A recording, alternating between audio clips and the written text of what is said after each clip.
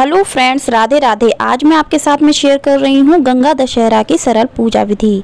गंगा दशहरा की पूजा आप घर पर आसानी से कर सकते हैं। चाहे तो आप गंगा घाट पर जाकर भी गंगा दशहरा की पूजा कर सकते हैं। फ्रेंड्स, गंगा दशहरा की पूजा करने के लिए सबसे पहले हम चौक बना लेंगे। ये चौक आप चाहें तो हल्दी से बना सकते हैं, आटा से बना सकते हैं, या फिर आप चाहें तो रंगोली के कलर से भी बना सकते हैं, नहीं तो आप गेरू से भी बना सकते हैं।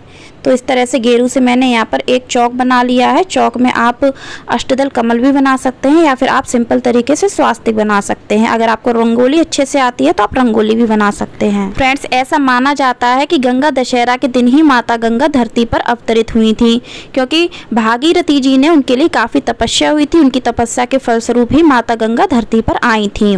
और फ्रेंड्स, आज के दिन हमें भगवान शिव की भी पूजा करनी चाहिए, क्योंकि भगवान शिव ने ही माता गंगा के तीव्र वेग को अपनी जटाओं में समाया था। तो फ्रेंड्स, माता गंगा के घर पर पूजा करने के लिए हम एक बड़ा बर्तन ले लेंगे। आप चाहे तो बड़ी थाली ले सकते हैं, गहरा बर्तन लेना चाहिए। तो मैंने यहाँ पर परात ले ली है। परात में हम यहाँ पर हल्दी से या फिर चंदन से स्वास्तिक बना लेंगे। आप चाहे तो कुमकुम से भी बना सकते हैं। उसमें सबसे पहले गंगा जल डालेंगे और शुद्ध जल से उस पात्र को हम भर देंगे। इस तरह से हम घर पर ही गंगा जी का निर्माण कर लेंगे।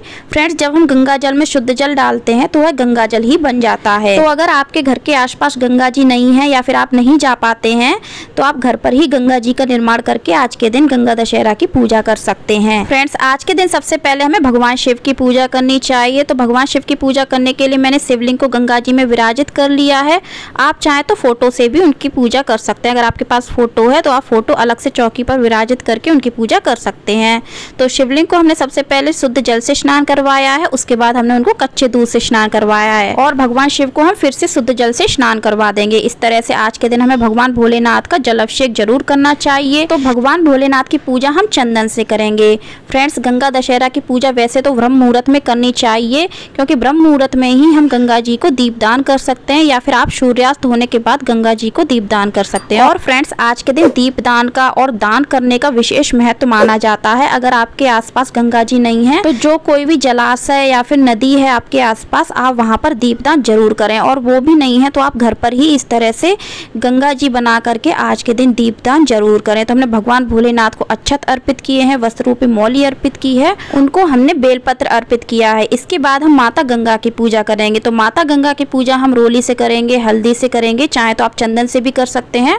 उनको अक्षत अर्पित करेंगे, साथ में हम उनको कच्चा दूध भी विशेष तौर से अर्पित करेंगे, क्योंकि माता गंगा को सफ़ेद चीज़ें अति प्रिय हैं। इसके बाद हम उनको पुष्प अर्पित करेंगे। अगर हो सके तो आप उनको सफ़ेद पुष्प अर्पित करें, नहीं तो आप उनको लाल पीले कोई भी पुष्प अर्पित कर सकते हैं। अब हम माता गंगा को दीपदान करेंगे। फ्रेंड्स, अगर आप सुबह के समय यानी ब्रह्म मुहूर्त में पूजा कर रहे हैं तो आप उसी समय दीपदान कर सकते हैं। एक दीपक तो आप किसी भी समय जब आप गंगा जी की पूजा करते हैं गंगा दशहरा के दिन आपको अर्पित करना ही है, क्योंकि हम माता गंगा की आरती भी करते हैं। तो आप एक दीपक तो अर्पित कर सकते हैं। उसके बाद जो आपको गंगा दीपदान करना होता है वो आप ब्रह्म मुहूर्त में करें या फिर शाम को सूर्यास्त होने के बाद करें। तो इस तरह से एक दीपक हमने माता गंगा को अर्पित कर दिया है, और बाकी के जो दीपक हैं उनके चारों ओर घाट पर सजा देंगे। इस तरह से आपको घाट पर जो भी गंगा घाट है आपके आसपास आपको वहां लगा देने हैं। आप चाहें तो गंगा जी में भी ये दीपक अर्पित कर सकते हैं। जैसे मैंने एक दीपक माता गंगा को अर्पित किया है गंगा जी में, उसी तरह से आप पूरे 10 दीपक माता गंगा को गंगा जी में अर्पित कर सकते हैं। लेकिन आप ध्यान रखें, दीपक आप इस तरह के छोटे छोटे दोना आते हैं उनमें अर्पित कर सकते हैं, नहीं तो आप पत्ते पर रख करके अर्पित कर सकते हैं।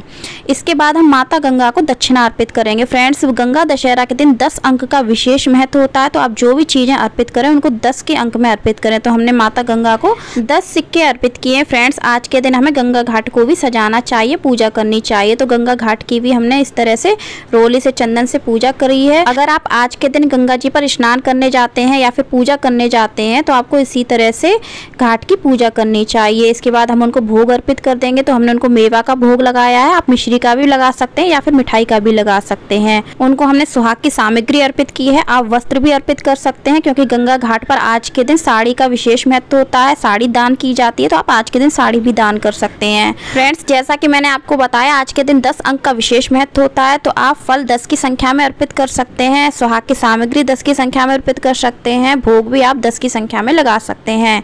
आप 10 भिन्न भिन्न तरीके के भोग लगा सकते हैं, चाहे तो आप एक ही तरीके का भोग 10 की संख्या में लगा सकते हैं। इसके बाद हाथ में अक्षत और पुष्प लेकर के हम गंगा दशहरा की कथा पढ़ेंगे या फिर सुनेंगे।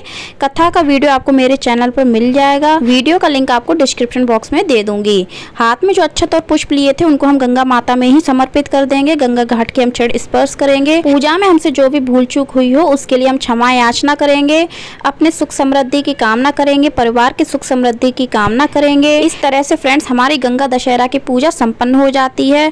फ्रेंड्स इसके बाद हमने जो भी भोग लगाया है, माता गंगा को फल अर्पित किए हैं, उनको हम किसी गरीब को दान कर देंगे। और जो भी हमने सुहाग सामग्री अर्पित की है माता गंगा को, आप किसी सुहागिन महिला को उसे दान कर सकते हैं। अगर आप घर पर ही गंगा जी की पूजा करते हैं तो आप अपनी सास को, ननद को भी ये सुहाग की सामग्री दान कर सकते हैं, या फिर साड़ी दान की है तो वो भी आप उनको दान कर सकते हैं। फ्रेंड्स मैं उम्मीद करती हूँ आपको मेरी वीडियो पसंद आई होगी। वीडियो आपको कैसी लगी कमेंट करके जरूर बताना। वीडियो अच्छी लगी हो तो ज़्यादा से ज़्यादा शेयर करना, लाइक करना, चैनल को सब्सक्राइब करना, बेल आइकन को प्रेस करना और कमेंट में हर हर गंगे ओम नमः शिवाय अवश्य लिखना। धन्यवाद। हर हर गंगे।